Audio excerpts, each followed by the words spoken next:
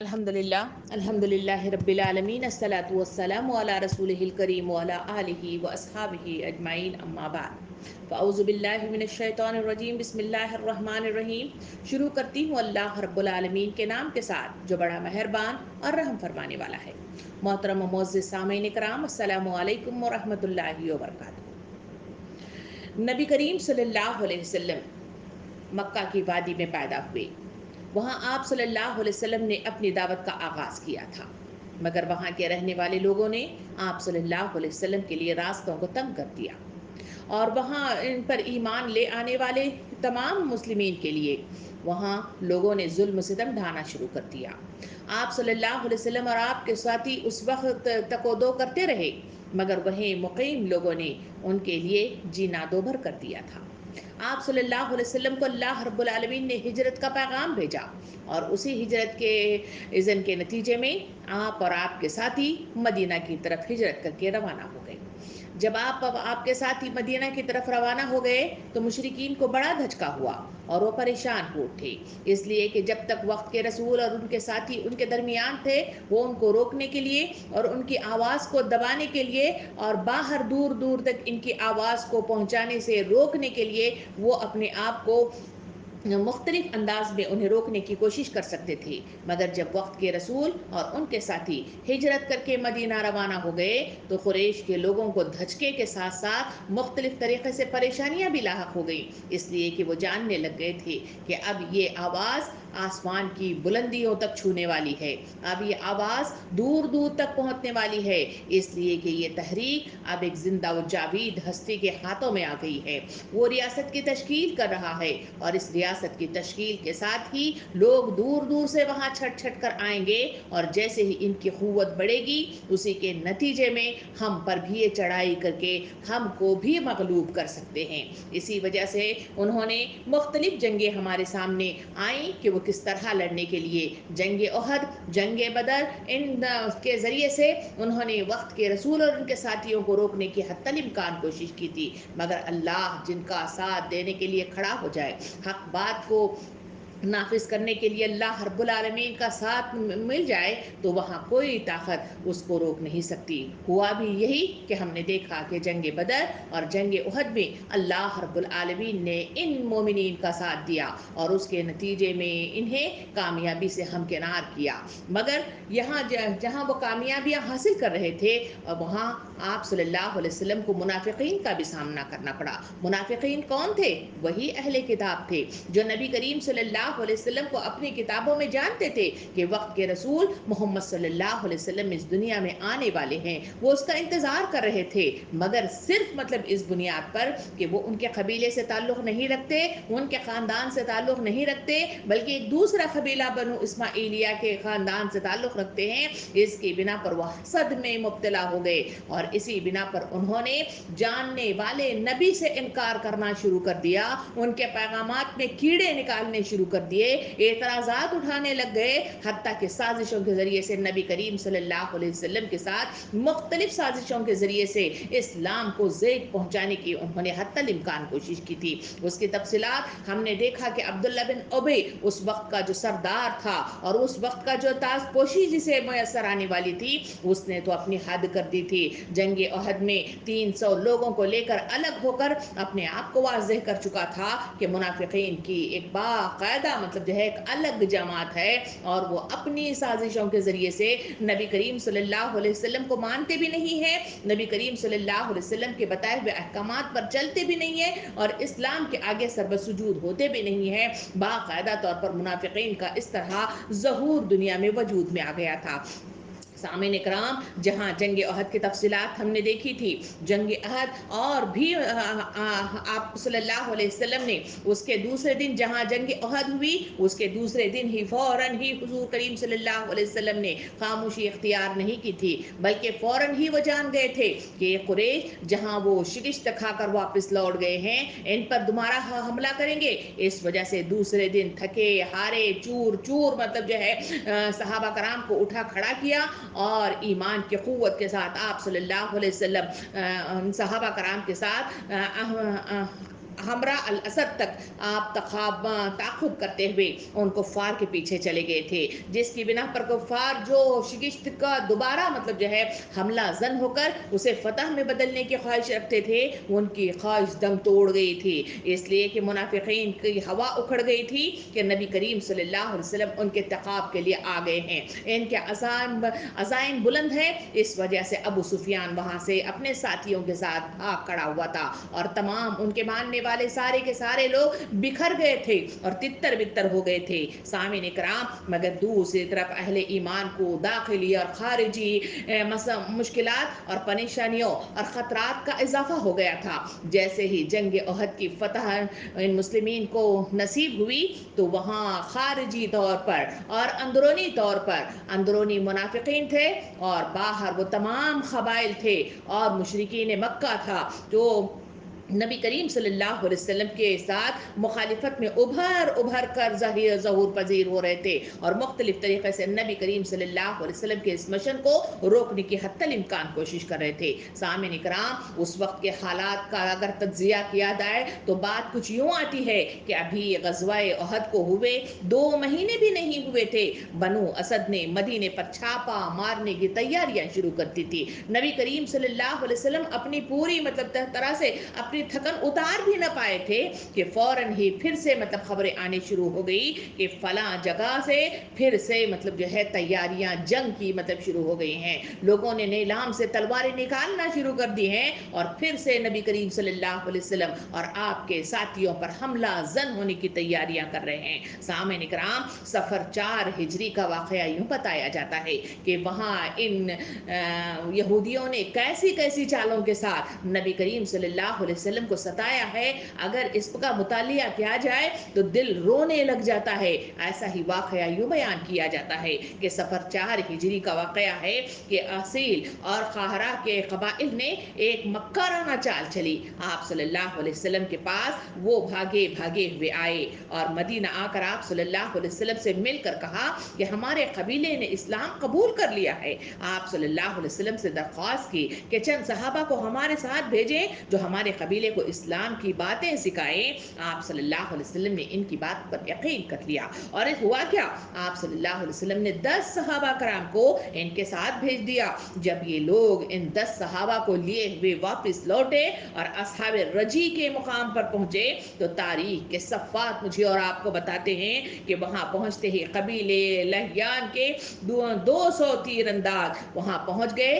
और उन्होंने इन्हें घेर लिया और घेर कर मुसलमान इनको कत्ले आम करना शुरू कर दिया। इस वक्त मुसलमानों ने जो इनके साथ चंद 10 सहाबा कराम थे उन्होंने डट कर इनका मुकाबला किया, मगर सिर्फ 2 लोग बचे, बाकी सारे शहीद हो गए। सामीन इकराम, ये चाल थी जो वो इसके जरिए से सहाबा कराम को वहां से ले आकर उनका कत्ले आम करना चाहते थे। इसलिए उन्होंने इस्लाम लाने का ढोंग रचा और इसके जरिए से इस तरह का कत्ले आम किया। सामीन इकराम,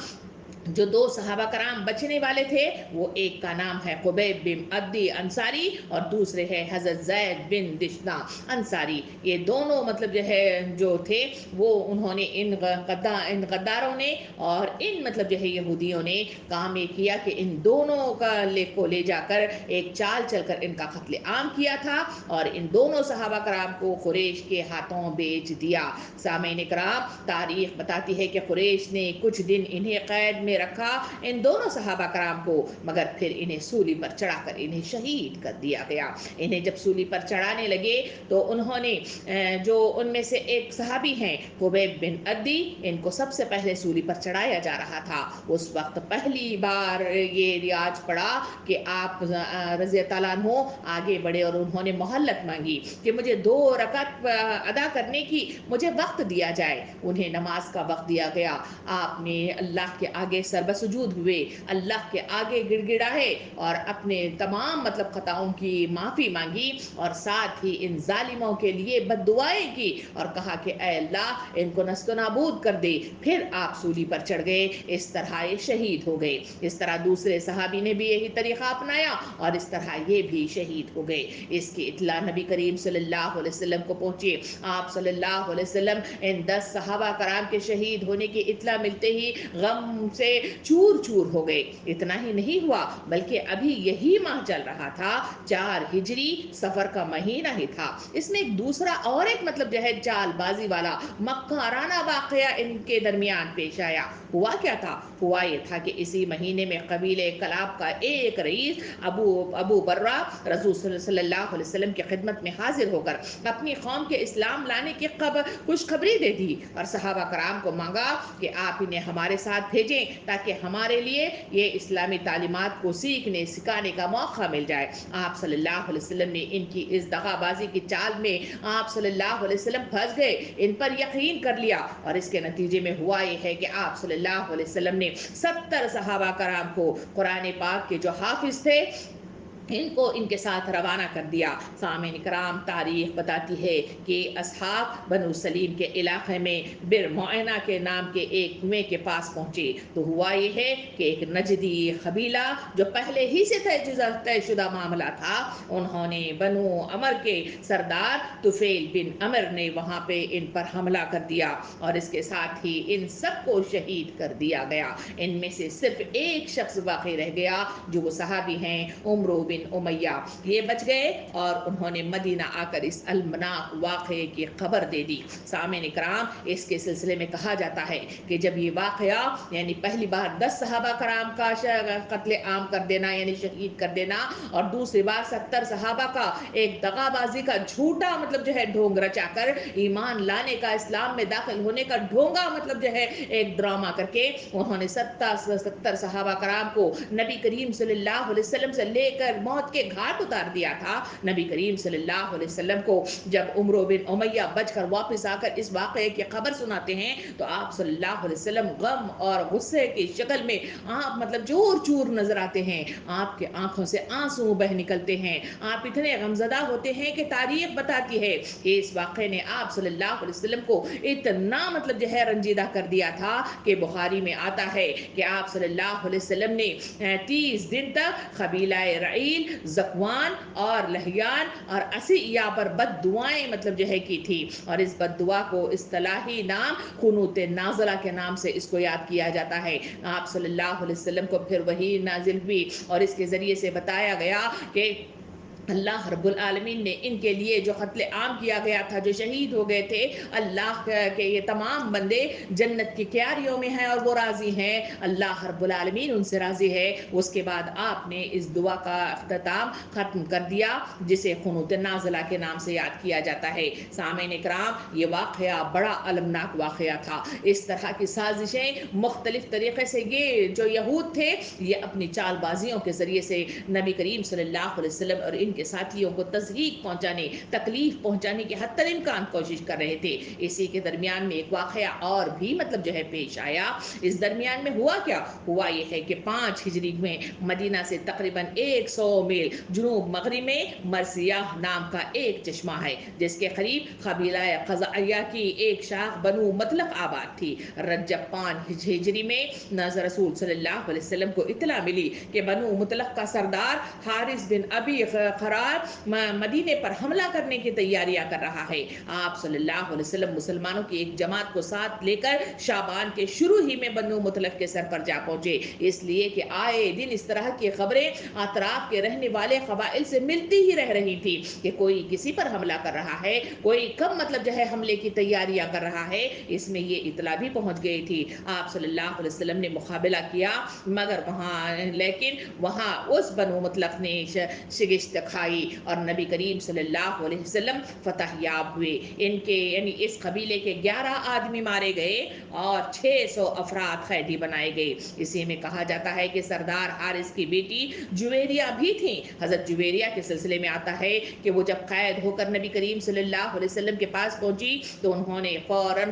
اسلام کو قبول کر لیا اور اعلان حق کا اعلان کر دیا۔ اس کے بعد اللہ کا حکم ہوا، آپ صلی اللہ علیہ وسلم نے حضرت جویریہ رضی اللہ عنہ اسے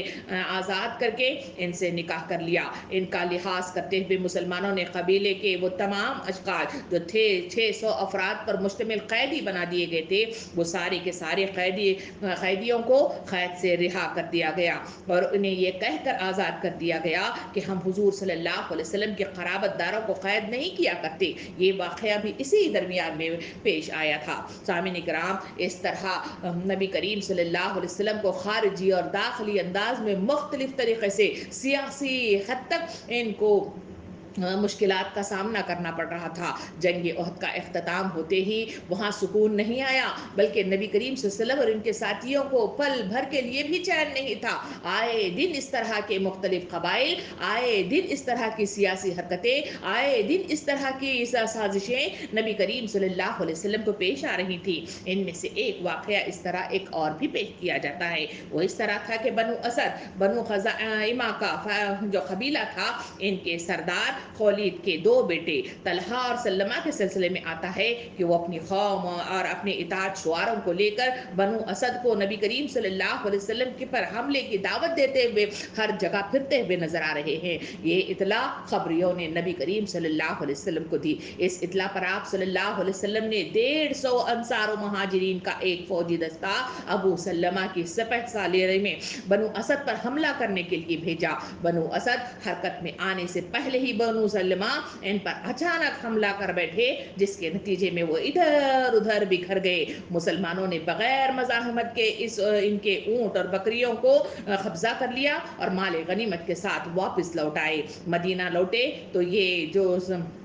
مہینہ ہے وہ محرم 4 ہجری کا چاند نمودار ہو چکا تھا۔ سامعین کرام، یہ واقعہ بھی پیش آیا۔ نبی کریم صلی اللہ علیہ وسلم نے اسے بحسن خوبی اپنے ساتھیوں کے ذریعے سے اسے مکمل فتح یابی کے ساتھ اسے تکمیل تک پہنچایا تھا۔ سامعین کرام، آپ صلی اللہ علیہ وسلم نے اپنی زندگی میں غزوات اور بہت سارے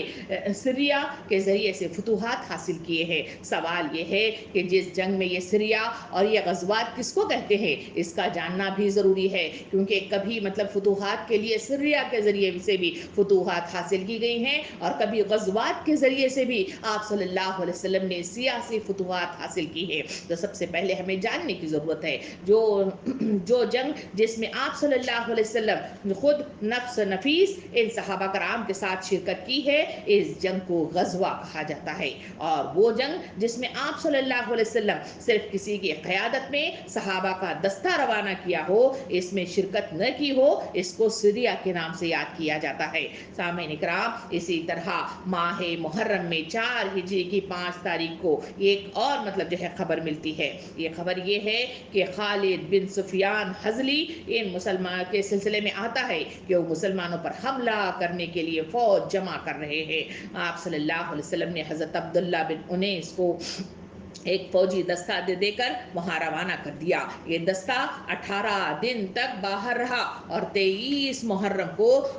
حضرت عبداللہ بن انیس نے خالد کا قتل کر کے اس کا سر لے کر فتح مندی کے ساتھ خالد کے سر کو نبی کریم صلی اللہ علیہ وسلم کی خدمت میں پیش کر دیا۔ آپ صلی اللہ علیہ وسلم انہیں اپنا ایک عصا، اس خوشی کے موقع پر آپ صلی اللہ علیہ وسلم نے حضرت عبداللہ بن انیس رضی اللہ عنہ کو اپنا عصا وہ تحفے میں دیا اور فرمایا کہ یہ میرے اور تمہارے درمیان قیامت کے دن نشانی رہے گا۔ چنانچہ کہا جاتا ہے کہ جب آپ رضی اللہ عنہ کا انتقال ہوا تو انہوں نے وصیت کی تھی کہ حضور صلی اللہ علیہ وسلم کا عصا بھی ان کے ساتھ ان کے کفن میں لپیٹ کر دفنا دیا جائے، اور ہوا بھی یہی تھا۔ یعنی یہ سریہ بھی یہاں تکمیل تک پہنچا۔ اس میں عبداللہ بن انیس نے اپنی کارکردگی بہترین ذریعے سے انہوں نے حکمتانہ انداز سے اس سریے کو بھی مکمل کر لیا، اور جو سر اٹھا رہا تھا وہاں کا سردار خالد کا سر بھی قلم کر دیا۔ سامعین کرام، جنگ احد کے بعد یہودی کھل کر مخالفت پر اتر آئے تھے اور مختلف چالیں چل رہے تھے۔ فوجی قوت کے ذریعے سے اسلام کو مغلوب کرنا چاہتے تھے، جس کی تفصیلات ہمارے سامنے آ رہی ہیں۔ اسی طرح کے مزید واقعات اگر ہم غور و فکر کر کے دیکھیں تو اس میں سے ایک واقعہ یہ بھی آتا ہے کہ بیر मुआइना की साजिशी कत्ल में उमरो बिन उमैया वाहिद शख्स जो बच गए थे। जो तफसीलात हमारे सामने आई कि 70 सहाबा गए, उनमें सारे 69 मतलब जो है सहाबा शहीद कर दिए गए, और एक मतलब जो है जो बाकी बचे उनमें उनका नाम उमैया उमरो बिन उमैया था। ये वापस लौट आए, जख्मों से चूर चूर थे। कहा जाता है कि जब मतलब जो है बचे इस तरह से थे कि आप रज़ी ताला अन्हु को मतलब जो है मुख्तलिफ जख्मे लग गए थे, आप लाशों के ढेर में पड़े हुए थे, मगर अल्लाह रब्बुल आलमीन जिसको बचाना चाहता है उसे जिंदगी अता कर देता है। इनको भी इसी तरह वहां होश आया और वो जख्मों से चूर मतलब जो है अपने जिस्म को लिए हुए गिरते पड़ते मदीना की तरफ रवाना हो गए थे। हुआ ये है कि जब ये चल रहे थे तो वहां पर आप रज़ी ताला अन्हु को वहां 2 आदमी रास्ते में सोए हुए नजर आए, तो उन्होंने समझा कि ये भी कातिलों के ग्रोह में से हैं, इसलिए इन्हें डर लगने लग गया, और उसी डर के नतीजे में इन्होंने फौरन अपनी तलवार नीलाम से निकाली और फौरन ही इन दोनों का कत्ल कर दिया। मगर हुआ क्या? हुआ ये है कि जब वो दोनों अशखास जो कत्ल कर दिए गए थे, वो मतलब जो है दुश्मन ग्रोह के नहीं थे, बल्कि वो हलीफ कबीले के यानी एक अपोजिट कबीले के थे, जिनसे हुजूर करीम सल्लल्लाहु अलैहि वसल्लम ने मुआहिदा किया था, और इनकी गलती की बिना पर, सोच की गलती की बिना पर और जख्मों से चूर होने की बिना पर वो सोच नहीं पाए थे। इस वजह से इन सहाबी ने वहां 2 अशखास का कत्ल कर दिया। इस गलती की बिना पर खूब हंगामा बरपा हो गया। आप सल्लल्लाहु अलैहि वसल्लम और आपके साथियों पर कीचड़ लोग उछालने लगे, मुख्तलिफ तरीके से मतलब जो है आप सल्लल्लाहु अलैहि वसल्लम को तज़हीक करने की कोशिश की गई कि जिससे मुआहिदा किया जाता है उन्हीं के अफराद को मारने की कोशिश की जा रही है, मुआहिदों का पहाज़ और लिहाज नहीं रखा जाता, उनका कत्ले आम करने की कोशिश की जा रही है। मुख्तलिफ किस्म के इल्ज़ामात और मुख्तलिफ किस्म की बातें हंगामा खेज अंदाज में हर तरफ फैलनी शुरू हो गई थी। इस जुल्म अंगेज मिजाज का मुकाबला हुजूर करीम सल्लल्लाहु अलैहि वसल्लम ने निज़ाम अदल के लिए इनका खून बहा अदा करने का फैसला कर लिया, क्योंकि वाक़ईतन इनके साथ गलती हो गई थी, और वो सहाबी की गलती की बिना पर लाजिमन जो मुआहिदा था उसके रूह से इनका खून बहा अदा करना एक इस्लामी शरिया के मुताबिक एक तर्ज अमल था। आप सल्लल्लाहु अलैहि वसल्लम ने इसको अपनाते हुए आपने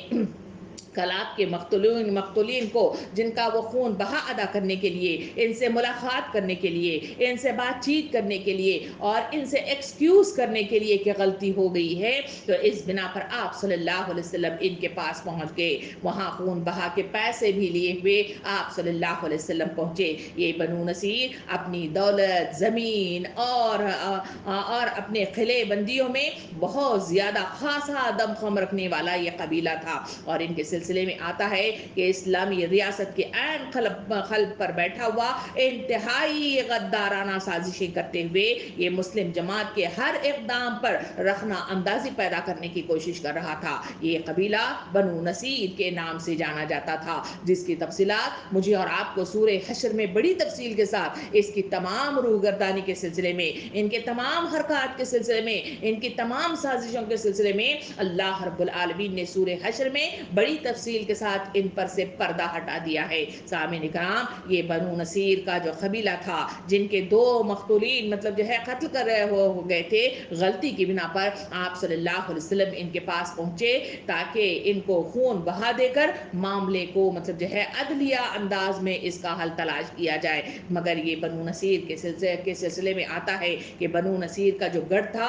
बड़ा मजबूत था, इनके किले बड़े मजबूत थे, ये अपनी खासा मतलब जो है दमखम रखने वाला ये कबीला था और बहुत पुराना कबीला था। इस वजह से जब नबी करीम सल्लल्लाहु अलैहि वसल्लम जब इनके पास पहुंचे तो आप सल्लल्लाहु अलैहि वसल्लम के साथ हज़रत अबू बकर सिद्दीक, हज़रत उमर रज़ी अल्लाह अन्हु और हज़रत अली रज़ी अल्लाह अन्हु आप सल्लल्लाहु अलैहि वसल्लम के साथ थे। मुआहिदे की रूह से इयानत वाजिब थी, इसीलिए हज़रत सल्लल्लाहु अलैहि वसल्लम जब जाकर वहाँ उनसे बातचीत करने लगे तो उन्होंने फौरन ही उस कबीले वालों ने जो यहूदी थे मक्काराना अंदाज में कहा, अय अबुल कासिम, हम ऐसा ही करेंगे, आप जो मतलब कह रहे हैं वो बिल्कुल सही है, आप यहाँ तशरीफ रखें। ये कहकर एक जगह आप सल्लल्लाहु अलैहि वसल्लम को बैठने का इशारा किया। हज़रत उमर, हज़रत अबू बकर और हज़रत अली रज़ी अल्लाह अन्हु बाहर खड़े रह गए और आप सल्लल्लाहु अलैहि वसल्लम इनके सरदारान से गुफ्तगू करने के लिए अंदर एक दीवार के करीब आप टेक लगाकर तशरीफ फरमा हो गए। मगर इनकी चाल बिल्कुल ही दूसरी थी। आप सल्लल्लाहु अलैहि वसल्लम जमीन से मिलने के लिए जब अंदर दाखिल हुए तो ये तमाम मतलब जो है भागे भागे नबी करीम सल्लल्लाहु अलैहि वसल्लम को एक जगह बिठाकर वापस मतलब जो है अपनी तन्हाई में जमा हो जाते हैं और तन्हाई में बाकायदा तौर पर बाहम गुफ्त शनीद करने लग जाते हैं, मशवरे तलब करने लग जाते हैं कि हमारे दरमियान वक्त का रसूल आ गया है, इसको क्यों ना मतलब जो है इसका खात्मा, इससे कत्ले आम करके इसे फौरन मतलब जो है हम इससे बरी हो जाएं। तो तमाम मतलब जो है कत्ल की प्लानिंग शुरू हो जाती है। उसमें से एक मतलब जो है ये तजवीज़ रखी जाती है कि वहाँ उस दीवार के ऊपर से अगर कोई पत्थर की चक्की को उलट दे जो वजनदार होती है, आप सल्लल्लाहु अलैहि वसल्लम के सर पर वो गिर जाए तो वो कुचले जाएंगे और इस तरह नौज़ बिल्लाह नबी करीम सल्लल्लाहु अलैहि वसल्लम का खात्मा हो जाएगा। जब ये तजवीज़ पेश की गई कि कौन इसको कत्ल करने में पेश रहेगा तो उस वक्त उसमें एक यहूदी ने अपना हिस्सा डाल दिया और वो यहूदी उमरो बिन हजाज था। इसने कहा कि मैं काम सर अंजाम दूंगा और वो बाकायदा प्लान कर रहे थे। मगर दूसरी तरफ जहां अल्लाह रब्बुल आलमीन अपने नबियों को इस दुनिया में मबऊस करता है और जहां मोमिनीन को अल्लाह के दीन के खातिर बुलाता है तो वहां अल्लाह रब्बुल आलमीन इनकी मदद के लिए उठ खड़ा होता है, उनके लिए ज्यादा वो फरोहा उन्हें रास्ते हमवार करता है और उनके लिए आसानियां वहां पहुंचाता है। इसलिए कि दुनिया के अंदर हमेशा हक गालिब रहा है और बातिल कुव्वतों का इख्तिताम हुआ है। हुआ भी यही कि ये लोग बैठे हुए अंदर तन्हाई में मुख्तलिफ तरीके से राय मशूरे कर रहे थे कि हम वक्त के रसूल को ऊपर से चक्की को फेंक कर इनको ख़त्म कर देंगे। मगर अल्लाह रब्बुल आलमीन ने नबी करीम सल्लल्लाहु अलैहि वसल्लम को इतला देने के लिए हज़रत जिब्राइल अलैहिस्सलाम को उनके पास भेज दिया और उनको इतला दे दी कि लोग आपको ख़त्म करने की साजिशें कर रहे हैं और यहाँ बैठे हुए आपको इस तरह प्लान के जरिए से खात्मा करने की कोशिश करेंगे। आप सल्लल्लाहु अलैहि वसल्लम जैसे ही हज़रत जिब्राइल अलैहिस्सलाम के जरिए से ये पैगाम मिला, ये इतला मिली, ये वही मिली, आप सल्लल्लाहु अलैहि वसल्लम वहाँ से चल पड़े। ये साजिश जो कामयाब होने की मतलब जो है तकमील तक पहुँचने वाली थी, अल्लाह रब्बुल आलमीन की मदद के जरिए से वहाँ ये साजिश नाकाम हो गई। ये लोग प्लान बनाते ही रह गए। नबी करीम सल्लल्लाहु अलैहि वसल्लम वहाँ से उठकर बाहर अपने सहाबा कराम के पास आए। हज़रत उमर, हज़रत अबू बकर, हज़रत अली रज़ी अल्लाह अन्हु को बड़ी तफसील के साथ ये सुनाया कि किस तरह से वो कत्ल करने की साजिशें कर रहे हैं और अल्लाह रब्बुल आलमीन ने उन्हें जिब्राइल अलैहिस्सलाम के जरिए से इतला पहुंचाई है।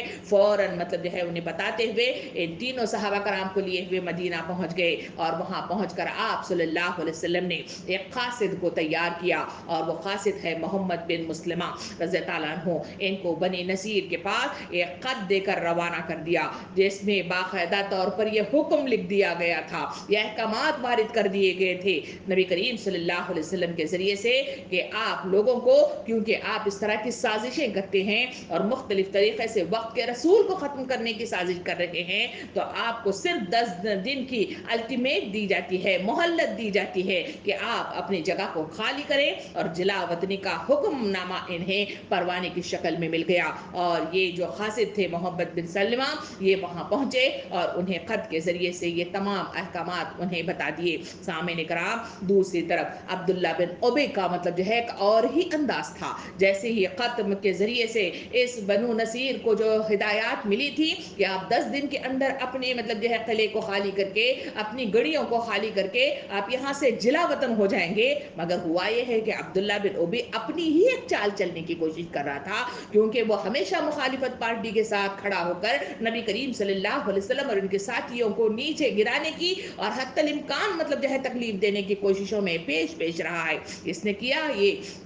कि अब्दुल्ला बिन उबई ने इस दौरान में कहला भेजा बनु नसीर के सरदार को कि वो अपनी जगह पर बरकरार रहे और डटे रहे, घर बार न छोड़े। मेरे पास 2000 जंगी फौजी हैं, वो तुम्हारे साथ तुम्हारे किले में दाखिल होकर तुम्हारी हिफाजत करेंगे। अगर तुम्हें निकाला गया तो हम भी तुम्हारे साथ निकल जाएंगे, तुम्हारे बारे में किसी से हरगिज नहीं दबेंगे और अगर तुमसे जंग की गई तो हम तुम्हारी मदद करेंगे। और बनु कुरैज़ और बनु गतफान जो हाँ तुम्हारे حلیف ہیں وہ بھی تمہاری مدد کریں گے۔ سامعین اکرام، یہ جھوٹی مطلب جو ہے ساتھ دینے کا اقرار اس طرح عبداللہ بن ابی نے بنو نصیر کے سرداران کو اس طرح مطلب جو ہے کہہ کر انہیں ہرا مطلب جو ہے باغ دکھا دیا۔ اس طرح ان کی ہمت افزائی کے نتیجے میں بنو نصیر کی ہمت بندی، اور واقعے میں بتایا جاتا ہے کہ ان کے سردار حیی بن اخطب نے نبی کریم صلی اللہ علیہ وسلم کو غصے کے ساتھ مطلب جو ہے ایک پیغام بھیجا کہ ہم اپنے دیار سے نہیں نکلیں گے، آپ کو جو کرنا ہے کر ڈالے۔ جیسے ہی یہ پیغام نبی کریم صلی اللہ علیہ وسلم کو میسر آیا، آپ صلی اللہ علیہ وسلم نے دیکھ لیا کہ ان کا جو یہودیوں کا پانی سر سے اونچا ہونے لگا ہے۔ ان کی سازشیں ہی نہیں بلکہ اب یہ ڈھٹائی پر اتر آئے ہیں، ان کی تلواریں نیلام سے باہر نکلی ہوئی ہیں۔ ان کو ضرورت اس بات کی ہے کہ ان کے پیر کو کاٹ دیا جائے، ان کے پروں کو کاٹ دیا جائے اور ان کو برابر سبق سکھایا جائے، تبھی کہیں جا کر یہ دبیں گے، یہ مطلب جو ہے سازشی کام نہیں کریں گے۔ آپ صلی اللہ علیہ وسلم نے ان کے جواب کے نتیجے میں اور حضرت ام مکتوم رضی اللہ عنہ کو مدینے کا انتظام سونپ کر ایک فوجی دستے کے ساتھ بنو نصیر کی طرف پیش قدمی کر دی۔ حضرت علی رضی اللہ عنہ اس وقت اسلامی جھنڈا مطلب جو ہے علم لیے ہوئے آپ صلی اللہ علیہ وسلم کے ساتھ تھے، اور اس غزوے میں نبی صلی اللہ علیہ وسلم وہاں بنو نصیر کی طرف آگے بڑھے۔ یہ دستہ آگے بڑھا تو وہاں ان تمام یہودیوں نے جو بنو نصیر تھے وہ اپنے قلعے میں، اپنے گڑیوں میں مطلب جو ہے مقیم ہو کر انہوں نے اپنے آپ کو قلعہ بند مطلب جو ہے کر لیا تھا۔ آپ صلی اللہ علیہ وسلم نے ان کا محاصرہ کیا۔ سامعین اکرام، دوسری طرف بنو نصیر اپنے قلعے اور گڑیوں میں پناہ لی اور قلعہ بند ہو کر فصیل سے تیر اور پتھر برسانے شروع کر دیے، اور اس قلعے کے اطراف میں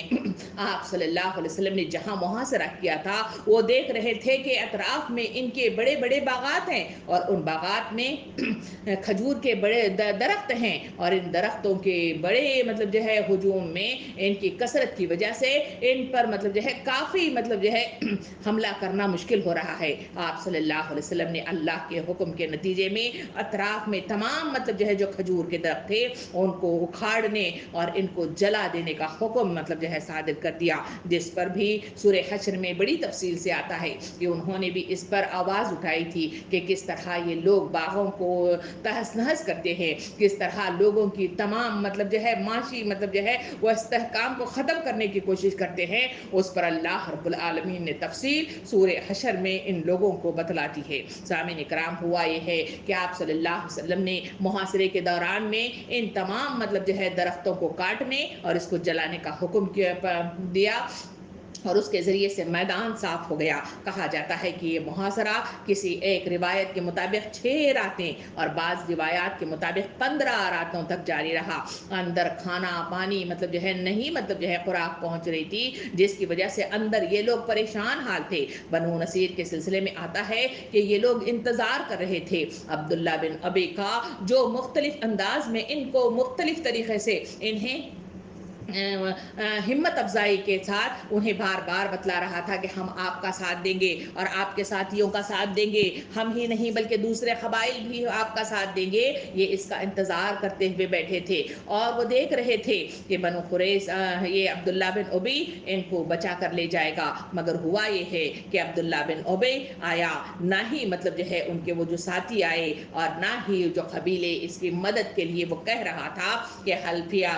قبیلے بھی جو بنو قریظ اور بنو غطفان ہیں یہ مدد کے لیے آئیں گے، کوئی ان کے لیے مدد کے لیے نہیں آیا۔ سامعین اکرام، بنو قریظ نے اپنی جان بچا کر الگ تھلگ رہنے میں اپنا مطلب جو ہے فیصلہ مطلب جو ہے دے دیا، اور وہ الگ تھلگ رہ کر اپنی شامت کو مطلب جو ہے بلانا نہیں چاہتے تھے، اس وجہ سے الگ تھلگ رہ گئے۔ سامعین اکرام، عبداللہ بن ابی اپنے وعدے سے مکر گیا تھا اور خیانت کر لی تھی، اور اس کے حلیف غطفان بھی مدد کو نہ آئے تھے۔ غرض اس طرح بنو نصیر کے حوصلے ٹوٹنے لگ گئے، ہمتیں جواب دینے لگ گئی، انہوں نے ہتھیار ڈالنے پر آمادگی مطلب جو ہے ظاہر کرنا شروع کر دی، کیونکہ وہ ٹوٹ گئے تھے، ان کی ہمت ٹوٹ گئی تھی، ان کے حوصلے ٹوٹ گئے تھے، کیونکہ ہر طرف سے امداد جو آنے والی تھی وہ تمام امداد مطلب جو ہے ادھر ادھر بکھر کر رہ گئی تھی۔ سب نے مفاد پرستی کے ساتھ، خود غرضی کے ساتھ اپنی اپنی راہ لے لی تھی اور ان کو پھنسوا دیا تھا نبی کریم صلی اللہ علیہ وسلم کے ہاتھوں۔ اس لیے انہوں نے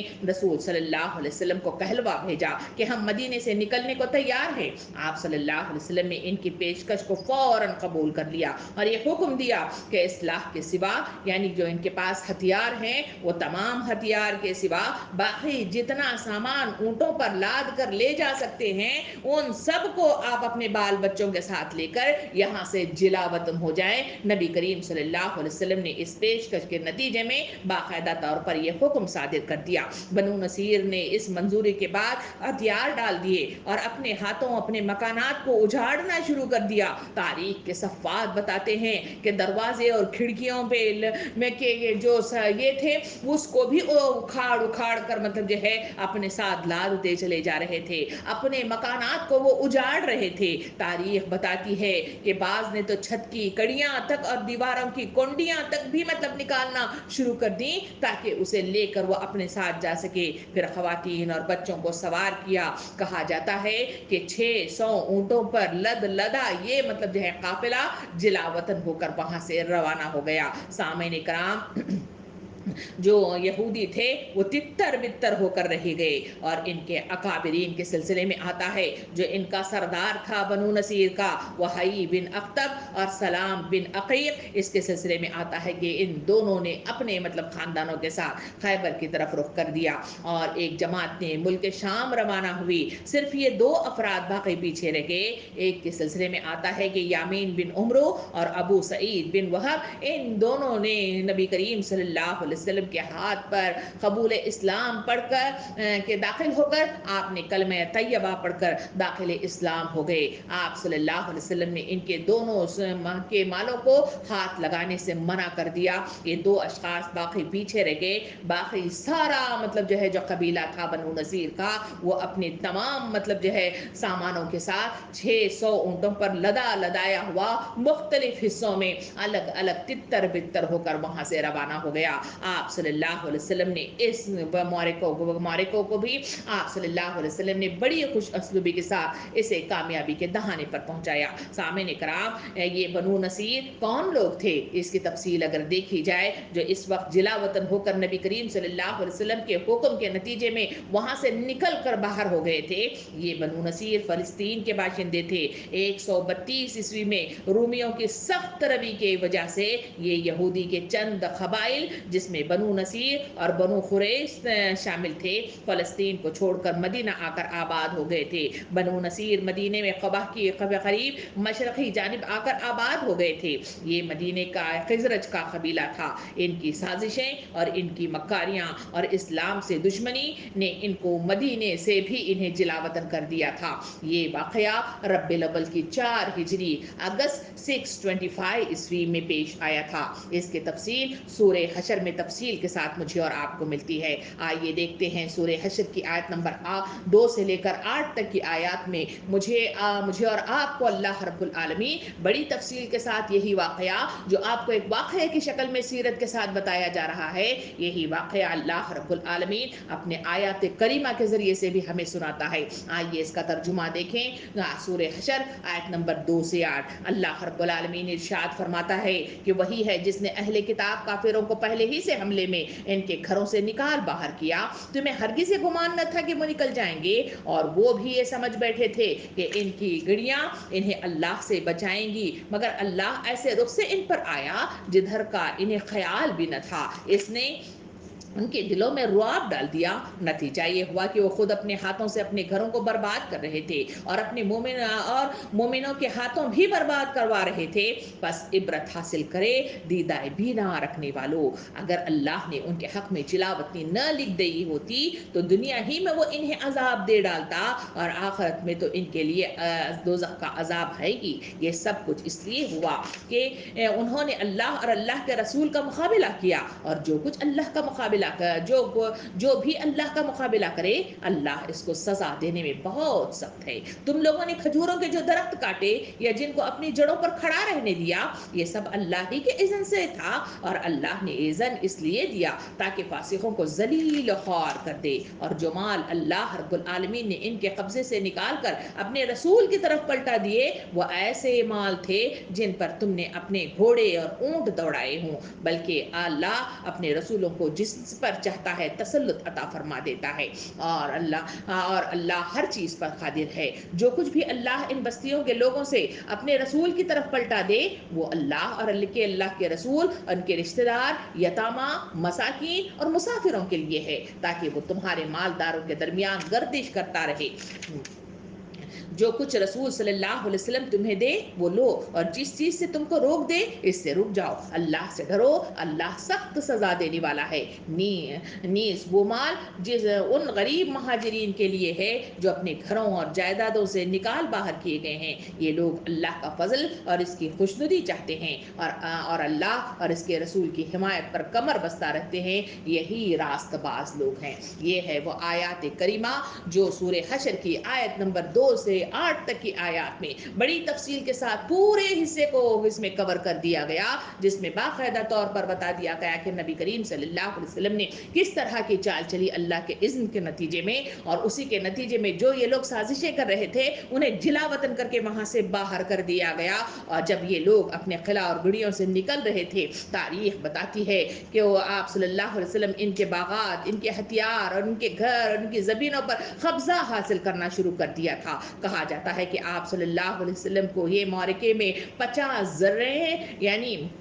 زریں اور 50 مطلب جو ہے خود ملے، اور 340 تلواریں مال غنیمت کی شکل میں ملے، اور ان کے وہ تمام باغات، ان کے وہ تمام گھر، ان کے وہ تمام قلعے جس کو محفوظ سمجھتے تھے وہ تمام کے تمام نبی کریم صلی اللہ علیہ وسلم کو میسر آئے۔ اس میں کوئی مزاحمت نہیں ہوئی، کوئی مارا نہیں گیا، کوئی مطلب جو ہے پریشانی نہیں ہوئی، بلکہ اس غزوے میں آپ صلی اللہ علیہ وسلم نے بحسن خوبی حکمت کے ذریعے سے محاصرہ کر کے ان کو زیر کر دیا، اور اس طرح ان لوگوں کو باہر نکال کر مدینے سے یہودیوں کے ایک مطلب جو ہے حصے کو اس کا خاتمہ کر دیا۔ سامعین کرام، آپ صلی اللہ علیہ وسلم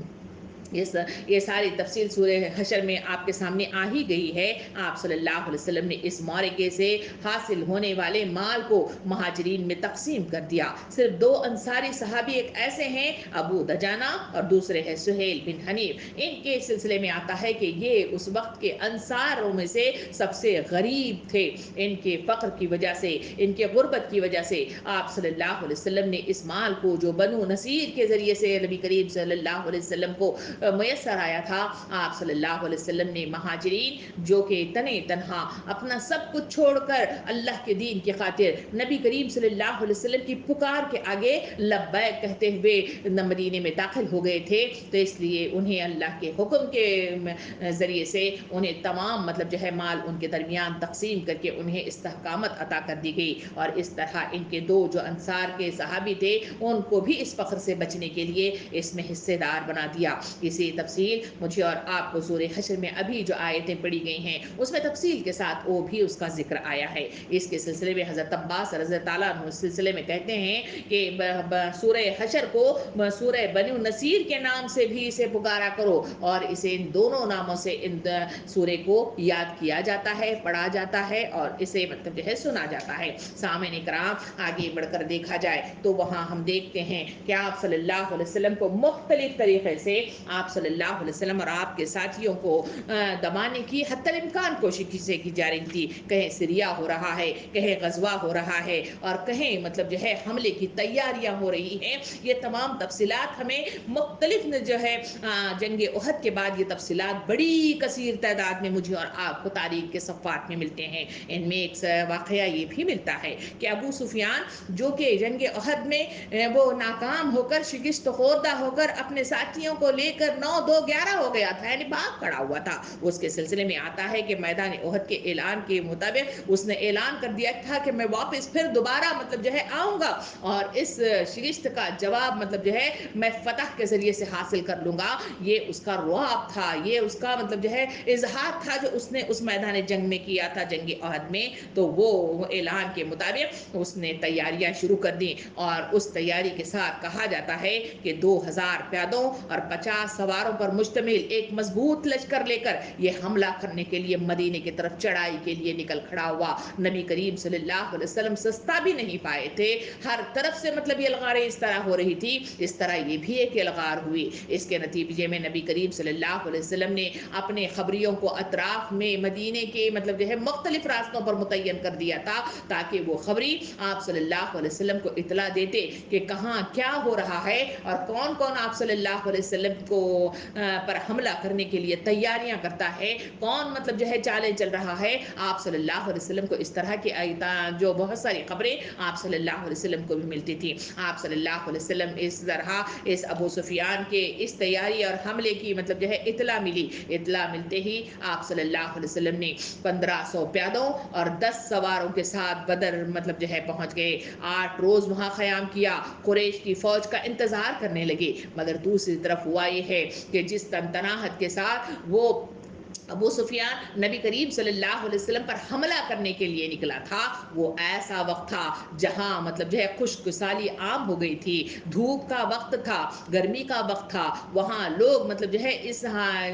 جو ماحول تھا اور جو موسم تھا وہ جنگ کے لیے موزوں نہیں تھا، مگر وہ اپنی تنتناہٹ میں بھول ہی گیا تھا، وہ اپنے غصے میں بھول ہی گیا تھا، اس لیے فوراً ہی وہ مطلب جو ہے نکل کھڑا ہوا اور اپنے پیادوں کے ساتھ وہ پہنچا۔ تو اس کہا جاتا ہے کہ ابو سفیان دہران یا اصفہان کے مطلب جو ہے قریب پہنچا تو وہاں اسے احساس ہو گیا کہ یہ تمام حرکتیں اس کے لیے موزوں نہیں ہیں، اس لیے کہ یہ مطلب سال وہ جنگ کے لیے مناسب نہیں ہے، اس لیے اس نے وہاں سے واپسی مطلب کر لی اور مدینہ آنے کی بجائے واپس مکہ کی طرف روانہ ہو گیا۔ اس طرح جہاں نبی کریم صلی اللہ علیہ وسلم پر حملہ کرنے کے لیے وہ نکلا تھا وہاں وہ حملہ نہیں ہو پایا، نبی کریم صلی اللہ علیہ وسلم وہاں رکے رہے اور مطلب جو ہے واپس نبی کریم صلی اللہ علیہ وسلم اپنے ساتھیوں کے ساتھ لوٹ آئے۔ اس میں بھی کوئی بھی معرکہ نہیں ہوا، آپ صلی اللہ علیہ وسلم خیر و عافیت کے ساتھ لوٹ کر مدینہ تشریف لائے۔ اتنا ہی نہیں ہوا، آپ صلی اللہ علیہ وسلم پر تکلیفیں کم نہیں ہوئی،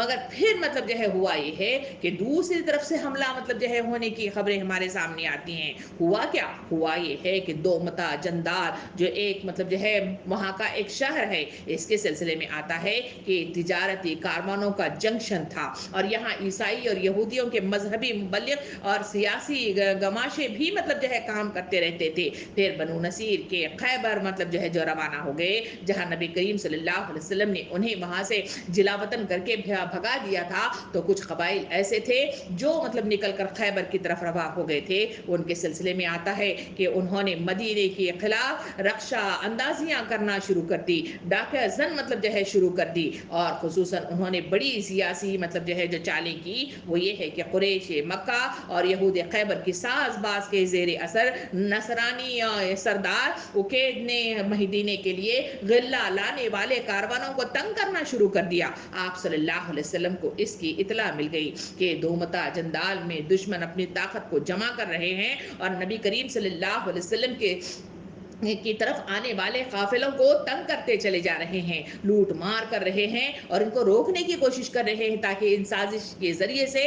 مسلمانوں کو جوش دلا کر پھر سے جنگ کا مطلب جو ہے اعلان کر دیا جائے۔ یہ ربیع الاول کی 5 ہجری کا واقعہ ہے۔ آپ صلی اللہ علیہ وسلم نے جیسی یہ خبر ملی کہ اس طرح سے مطلب جو ہے تنگ کیا جا رہا ہے، تو آپ 1000 کی جمعیت لے کر فوراً اقدام کیا اور دومتا جندال میں جب مسلم فوج کی روانگی کی اطلاع پہنچی تو دشمن بکھر گئے، کیونکہ وہ ڈرنے والے تھے، وہ پیچھے چال بازیاں کرتے تھے، سامنے سے آپ پر مقابلہ کرنے کے لیے ہمیشہ ڈرے رہتے تھے۔ اس لیے نبی کریم صلی اللہ علیہ وسلم نے وہاں پیش قدمی کی اور راستے میں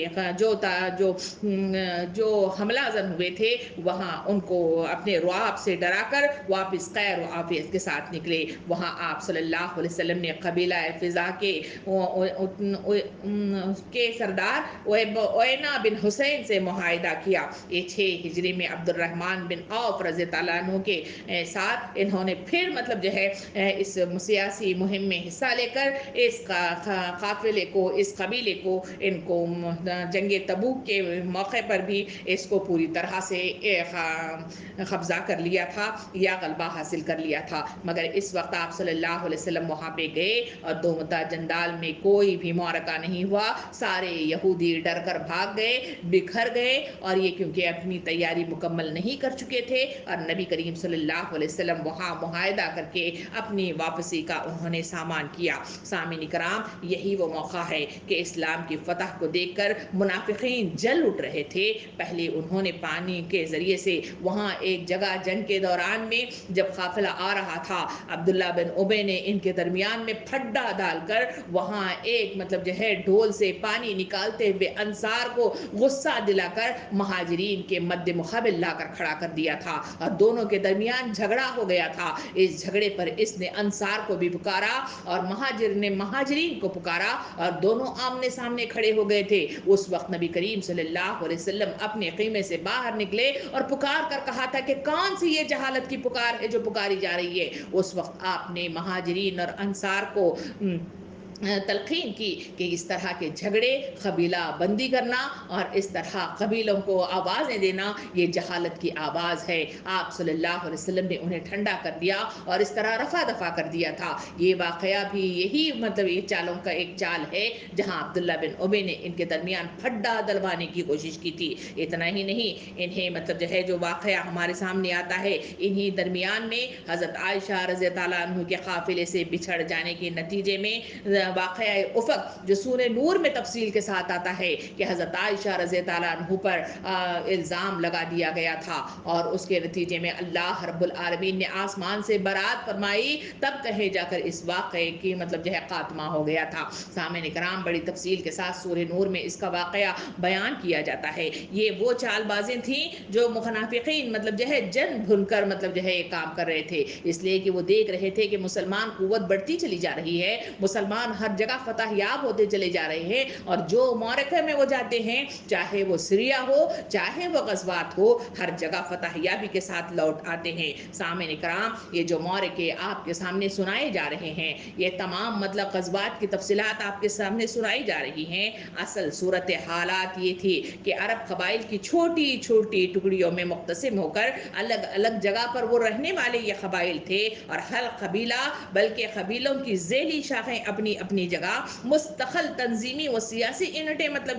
مانی جاتی تھی۔ کبھی ایک ٹولی مخالفت کے لیے سر اٹھاتی، کبھی دوسرے حملہ زن ہو جاتی اور ڈاکے کے لیے تیار ہو جاتی۔ ایک شرارت پر قابو پایا جاتا تو کسی اور طرف سے فتنہ اٹھ کھڑا ہو جاتا۔ سامعین اکرام، یہ تمام وہ حرکات تھے جو نبی کریم صلی اللہ علیہ وسلم کو غزوہ احد کے بعد آپ صلی اللہ علیہ وسلم کو پیش آئے تھے۔ ہر طرف سے، باہری سے بھی اور اندر سے بھی اس طرح کی مختلف حرکتیں کر کے نبی کریم صلی اللہ علیہ وسلم کو ستایا جا رہا تھا۔ مختلف صحابہ کرام کو ختم کرنے کی کوششیں کی جا رہی تھی، اور کسی نہ کسی طرح سے اس ابھرتی ہوئی حق کی آواز کو بند کرنے کی کوشش کی جا رہی تھی، مگر اس کو بند کرنا اتنا آسان نہیں تھا، اس لیے کہ اس کا حامی و ناصر اللہ رب العالمین تھا۔ اللہ رب العالمین نے اس کی آواز کو بلند کیا، نبی کریم صلی اللہ علیہ وسلم کا ساتھ دیا، فرشتوں کے ذریعے سے انہیں قوت بخشی، اور ہر میدان میں نبی کریم صلی اللہ علیہ وسلم اور ان کے ساتھیوں کو وہ قوت بخشی،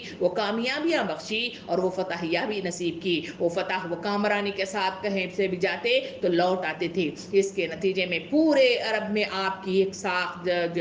بیٹھ گئی۔ آپ صلی اللہ علیہ وسلم کی ریاست اپنی آواز پکار رہی تھی، ان کی قوت خوب بڑھ گئی تھی۔ اس کے نتیجے میں اطراف میں رہنے والے یہ تمام قبائل جو مختلف عربی شاخوں کے تھے، وہ سارے کے سارے سازشیں تو کرتے تھے، فتنے تو برپا کرتے تھے، سازشیں بھی مختلف طریقے سے کرتے، مگر یہ ڈرے ہوئے تھے ان کے رعب کی وجہ سے، ان کے مختلف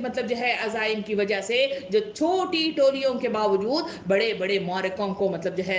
حاصل کر رہے تھے، اور بڑے بڑے معرکوں کو فتح یابی کے ساتھ ہمکنار ہو رہے تھے۔ اس پر تمام کے تمام قبائل آپ صلی اللہ علیہ وسلم اور آپ کے ساتھیوں کے رعب میں